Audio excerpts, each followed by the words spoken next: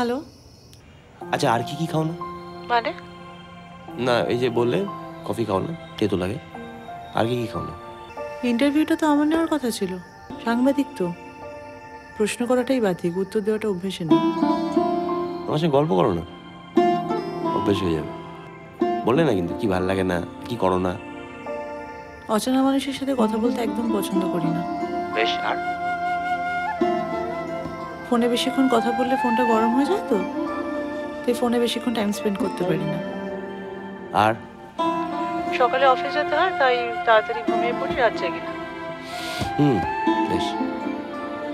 আচ্ছা একটা প্রশ্নের উত্তর দিতে পারবে? কি? মানে ঠিক কোন সময়টা তোমার চোখে ঘুম আসে সেটা বলতে পারবে, মানে এক্সাক্ট সময়টা? সেটা কেউ বলতে পারে না কার চোখে কখন ঘুম আসে। তাই তো বলছি। দেখো ঘুম দিন রাত কন্ট্রোল করা যায় না, কন্ট্রোল না করাটাই শ্রেয়।